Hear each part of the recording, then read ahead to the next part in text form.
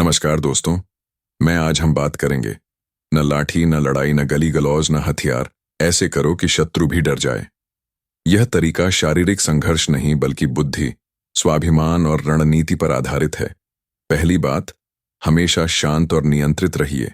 आपकी आवाज धीमी, स्पष्ट और निश्चित होनी चाहिए। तेज चिल्लाहट से प्रभाव नहीं बढ़ता। संतुलित आत्मविश्वास से ही असली दखल और साख बनती है। आंखों में ठहराव रखें पर गुस्सा नहीं। शारीरिक मुद्रा सीधी और स्थिर रखें। ये छोटी छोटी बातें मिलकर एक प्रभावी उपस्थिति बनाती हैं। दूसरी बात, तैयारी और जानकारी। किसी भी टकराव से पहले अपनी स्थिति का पूरा विश्लेषण कीजिए। आपके पास क्या है, आपकी कमजोरियां क्या हैं, आपको किन किन समर्थन की आवश्यकता है। विरोधी के व्यवहार और पैटर्न पर ध्यान दीजिए। उसकी कमजोरियां क्या हैं, किस तरह वह दबाव में आता है। जब आप बेहतर जानकारी रखते हैं तो निर्णय तेजी और शांत क्षमता के साथ लेते हैं। यही चीज सामने वाले को अस्थिर कर देती है। तीसरा, स्पष्ट सीमाएं निर्धारित कीजिए।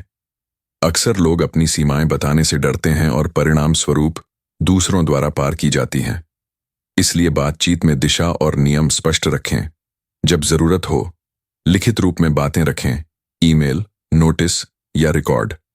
सार्वजनिक और लिखित संवाद अधिक प्रभावशाली होते हैं और आगे किसी भी गलतफहमी को रोकते हैं। याद रखिए, स्पष्ट सीमा रखने से विरोधी के पास घुसपैठ करने का मनोबल घटता है। चौथा, प्रतिष्ठा और नेटवर्क का निर्माण करें। आपकी साख ही आपकी सबसे बड़ी रक्षा है। ईमानदारी से काम कीजिए, समय का पालन कीजिए और अपना काम सार्वजनिक मंचों पर दिखाइए। लोग आपकी विश्वसनीयता के आधार पर आप पर विश्वास करेंगे और विरोधी के सामने आपकी छवि अचानक कमजोर नहीं पड़ने देगी। अपने सहयोगियों, मित्रों और पेशेवर नेटवर्क को मजबूत रखें। समुदाय का समर्थन अकेले प्रभाव से कहीं अधिक ताकतवर होता है। जब लोग आपकी टीम और समर्थन देखेंगे तो विरोधी पहले ही सोच में पड़ जाएगा।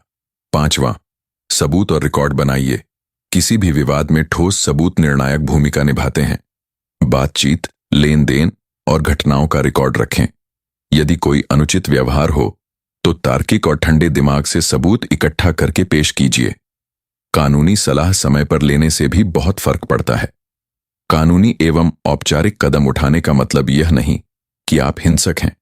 यह दर्शाता है कि आप प्रक्रिया और नियमों के अनुसार सही कदम उठाते हैं, जिससे विरोधी का मन हिल जाता है। छठा, अपनी डिजिटल उपस्थिति नियंत्रित करें। आज की दुनिया में छवि और जानकारी का फैलाव ऑनलाइन ही होता है। अपनी प्राइवेसी ठीक रखें, अनावश्यक जानकारी सार्वजनिक न करें और अपने प्रोफेशनल कंटेंट को नियमित रूप से अपडेट करते रहें। यदि कोई झूठ फैला रहा है तो ठंडे दिमाग से जवाब दें और तथ्य दिखाइए। उग्र या भावनात्मक प्रतिक्रियाएं आमतौर पर नुकसान पहुंचाती हैं, वहीं तथ्यों के साथ शांत उत्तर आपकी विश्वसनीयता बढ़ाते हैं और विरोधी की चाल कमजोर कर देते हैं। सातवां, मनोवैज्ञानिक दूरी बनाए रखना सीखिए। हर छोटी प्रोवोकेशन पर प्रतिक्रिया न दें। प्रतिक्रिया का अर्थ हमेशा प्रभाव नहीं बनाता। कभी कभी मौन और गैर प्रतिक्रिया ही सबसे प्रभावी हथियार होता है। जब आप हर छोटी बात पर प्रतिक्रिया नहीं देते तो विरोधी की ऊर्जा खत्म होती है और वह अनिश्चितता में चले जाता है। अपनी ऊर्जा उन कामों में लगाइए जो आपके विकास और प्रतिष्ठा को बढ़ाती हैं। आठवां, संवाद में कूटनीति और संयम अपनाइए। स्पष्ट, सम्मानजनक पर अडिग बातचीत रखें। किसी भी तनावपूर्ण स्थिति में शांति बनाए रखना और संयम दिखाना विरोधी के लिए संकेत है कि आप विवेकशील और नियंत्रित हैं।